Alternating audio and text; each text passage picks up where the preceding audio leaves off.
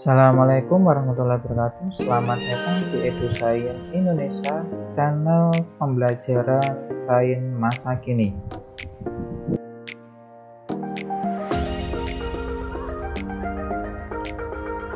Pada video ini akan dijelaskan mengenai kerangka teori dan konsep penelitian.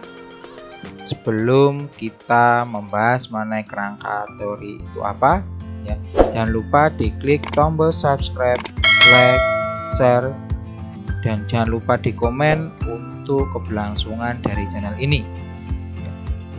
Di kerangka teori nanti dapat didefinisikan berupa hasil telaah terhadap teori yang termasuk dalam hasil penelitian terdahulu yang relevan dengan variabel-variabel yang akan diteliti. Dengan kata lain, bahwa kerangka teori nanti merupakan model konseptual yang berkaitan dengan bagaimana seseorang menyusun teori atau menghubungkan secara logis beberapa faktor yang dianggap penting untuk masalah dalam hal penelitian. Adapun fungsi dari kerangka teori nanti adalah sebagai pegangan para peneliti untuk melakukan penelitian atau menjawab masalah-masalah secara rasional. Kemudian sebagai landasan rasionalisasi untuk melaksanakan menjawab masalah-masalah dan melakukan pembahasan pada saat setelah data penelitian diperoleh. Kemudian yang perlu diperhatikan dalam pembuatan kerangka teori nanti adalah yang pertama yaitu variabel yang relevan ya, harus dapat dijelaskan dan disebutkan dalam diskusi. Kemudian dalam diskusi nanti harus dapat mewujudkan hubungan antara variabel satu dengan yang lainnya. Jadi dengan adanya kerangka teori nanti, kita nanti akan memiliki suatu gambaran apabila kita nanti sudah memiliki data. Kemudian apabila dalam arah hubungan dapat dijelaskan, maka harus ada indikasi apakah hubungan itu positif atau negatif. Kemudian harus ada penjelasan yang jelas kenapa hubungan itu terus bertahan. Kemudian biasanya nanti bahwa kerangka teori nanti berupa skema diagram yang harus dapat dilihat dan dipahami pembaca ya, yang mengenai hubungan antar variabel. Jadi itulah beberapa kriteria yang harus ada dalam proses pembuatan dari kerangka teori. Sedangkan kerangka konsep nanti adalah merupakan skema sederhana yang menggambarkan secara singkat gambaran penelitian dan proses pemecahan masalah yang akan dilaksanakan. Oleh ini, skema sederhana nantilah yang merupakan teori berpikir penelitian, kemudian dijelaskan dalam bentuk-bentuk yang dapat terukur mengenai mekanisme kerja faktor-faktor yang terdapat di dalam. Jadi, pada dasarnya bahwa kerangka konsep nanti harus menerangkan mengapa penelitian dilakukan, kemudian bagaimana proses penelitian dilakukan, apa yang akan diperoleh dari hasil penelitian tersebut, dan untuk apa hasil penelitian tersebut. Ya. Jadi dalam proses penyusunan dalam konsep ya kerangka konsep nanti harus memenuhi 4 kriteria tersebut. Ya. Jadi alasan si peneliti nanti meneliti penelitian itu nanti apa, kemudian bagaimana prosesnya, kemudian setelah nanti melakukan penelitian apa yang diperoleh dan juga nanti hasilnya bagaimana. Ya. Kemudian fungsi dari kerangka konsep nanti adalah yang pertama yaitu mengetahui gambaran penelitian secara keseluruhan. Jadi kerangka konsep nanti dia nanti akan menggambarkan konsep dalam penelitian beserta variabel yang terkait. Kemudian dapat mengetahui gambaran penelitian yang akan dilakukan.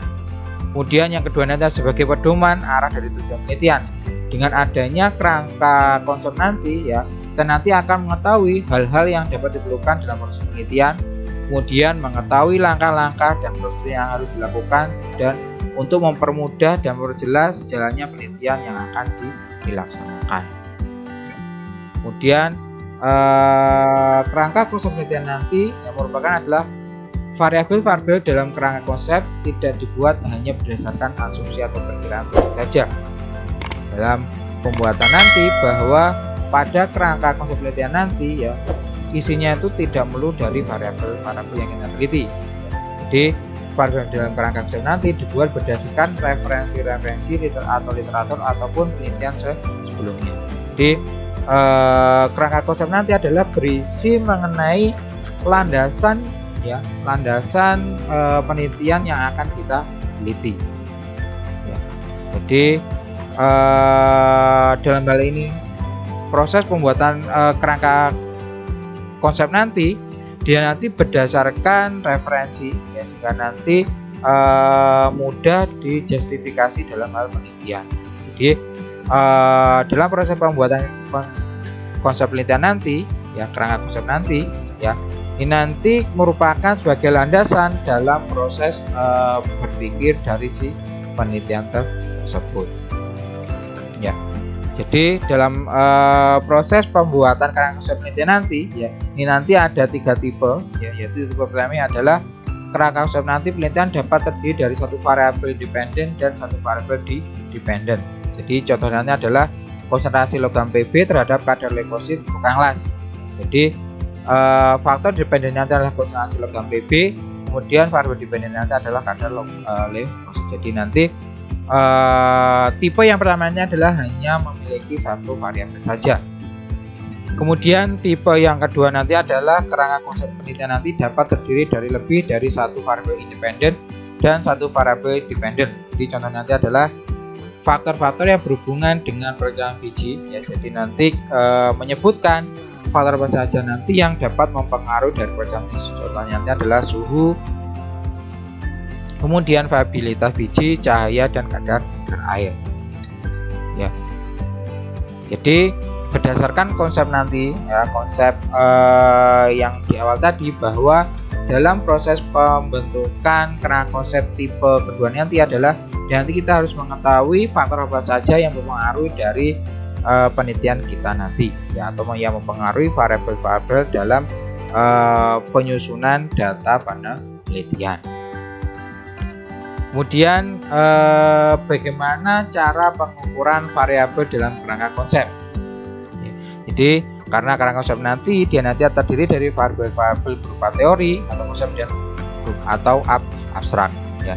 Jadi pengukuran nanti dapat dituangkan dalam definisi konseptual dan maupun definisi operasional ya.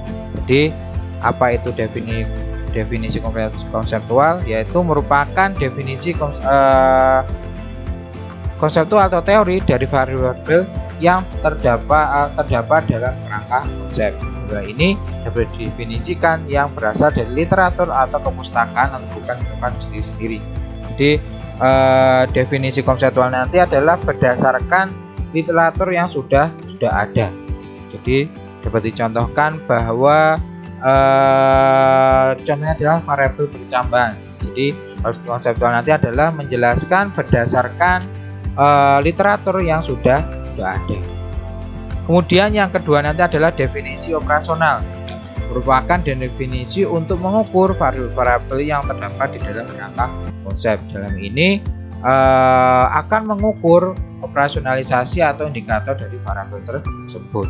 Jadi dapat dicontohkan bahwa definisi nanti adalah dapat jelasnya berupa faktornya.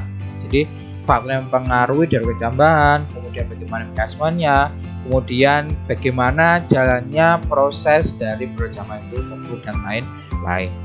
Itulah bagaimana proses penyusunan dari definisi operasional. Demikianlah penjelasan mengenai definisi dari operasional penelitian. Jangan lupa diklik tombol subscribe, like, dan share demi kemajuan dari channel ini. Terima kasih atas perhatiannya. Sampai bertemu di video berikutnya. Wassalamualaikum warahmatullahi wabarakatuh. Salam EduScience Indonesia.